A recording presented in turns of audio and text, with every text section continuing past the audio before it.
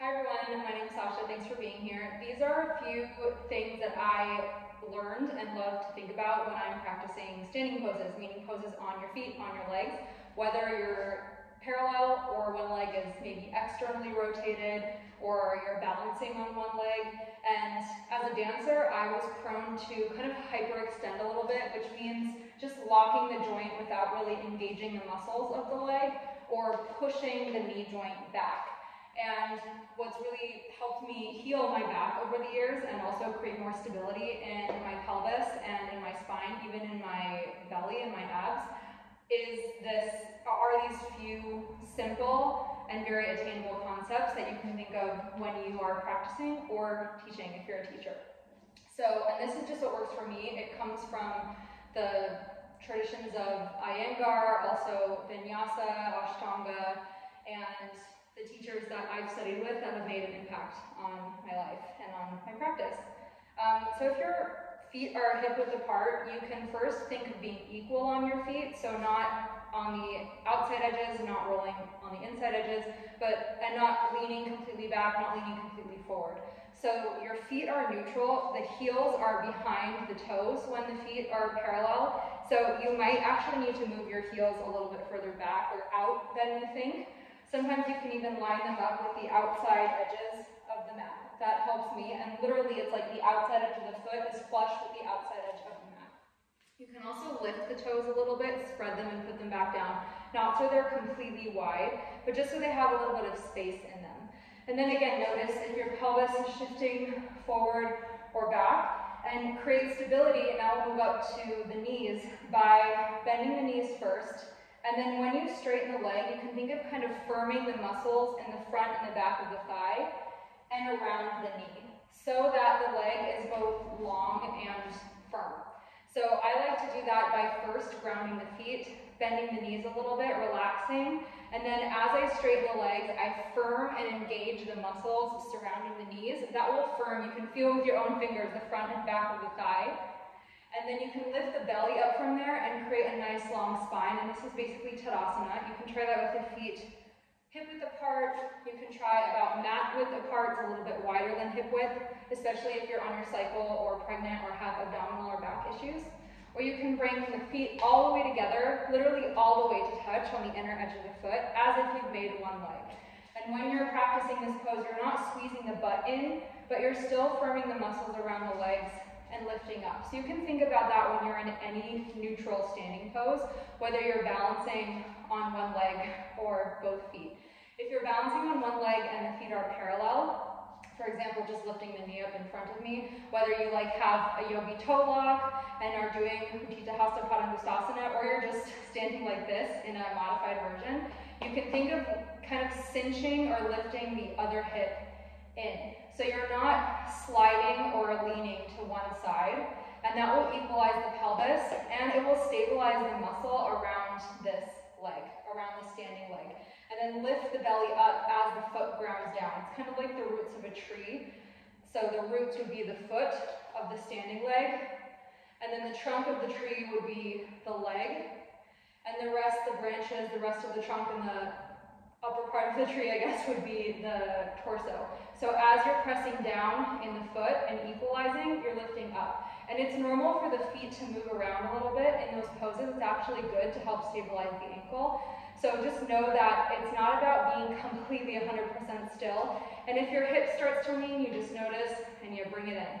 And again, that leg stays firm. The muscles around the knees are tight.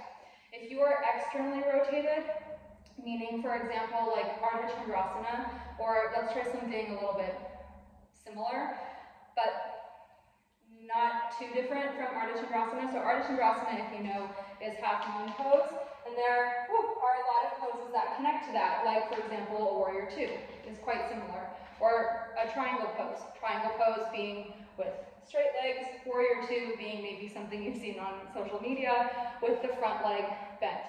So first of all, bending the front leg when you're in standing poses, especially with a bent leg, is bent to about 90 degrees. So it's like the knee is in line with the hip. The back toes are always just turned slightly in if you're in a pose with an externally rotated leg, like the front leg. because the back leg and the pelvis is more or less neutral, so you don't want it turning out completely. That's a little wonky in the pelvis, for lack of better words. So if you turn the toes slightly in, it stays more neutral in the pelvis. And then you don't want to sink into this hip completely yet, so you lift out of it, almost like you're lifting the belly up, and with that, the hips equalize. I'll just keep the hands on the hip here. When you bend the front leg, the knee is more or less over the ankle-ish, and you bend so that the knee is in line with the pelvis, in line with the hip. My teacher always says, sit down, like sit your butt down. And this back leg is firm. It's like that Tadasana leg that we started with. It's a little different. You can think a lot about the inner thigh here and lifting that kind of like up into the outer thigh as this front leg bends. I can maybe even bend a little bit more. And so I'll just show you on the other side. When you don't bend all the way, you're loading this hip a little bit.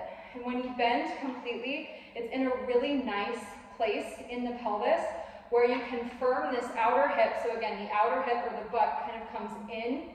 You can keep this place firm, and it will actually mobilize the pelvis and the leg in the pelvis, the femur in the pelvis, in a more efficient way. Again, this leg is firm. You're sitting down. You can extend the arms if you want.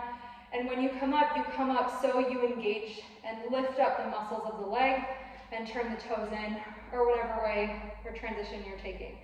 And lastly, if you're balancing or you're taking that pose on, you're taking Ardha Chandrasana like we started, it's the same deal.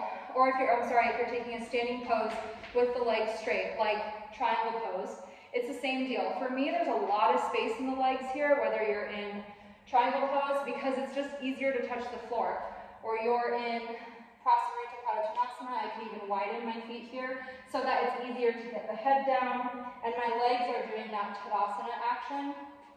Or if you're in a pose like Warrior One, again, this is a neutral pose.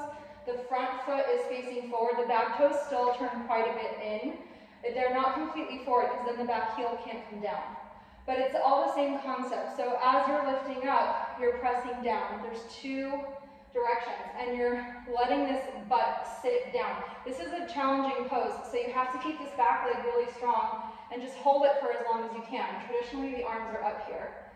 And then if you're balancing, last pose, coming back to the Ardha Chandrasana or half moon, with straight legs, it's all the same concepts, but you're bringing the butt into the center, especially when you're in externally rotated poses, so you're not hinging back and putting the femur in the pelvis in a way that's unstable.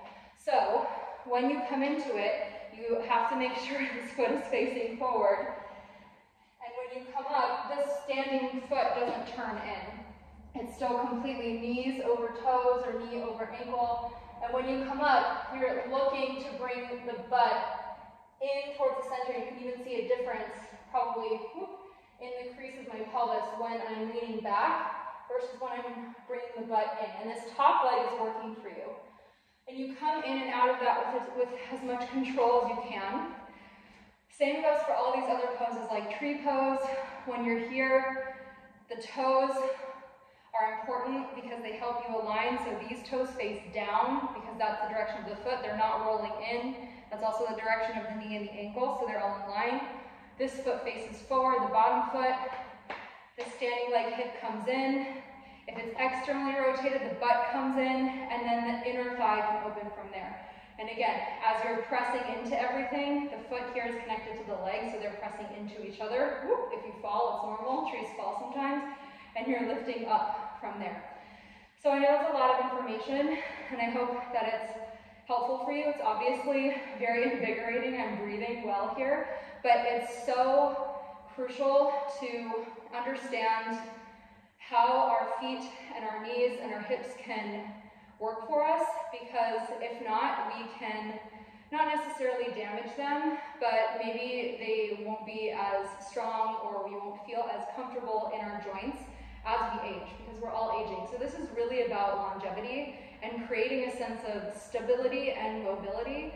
And when you're standing well on your legs and on your feet, you have a sense also just of not only power, but also rootedness and steadiness And there's also a lightness that can come from that as you lift up and create space in the upper body. So I hope that was helpful, whether you're a student or a teacher or both. I'm always a student and a teacher, so let me know if you have any questions. Stand well and take good care.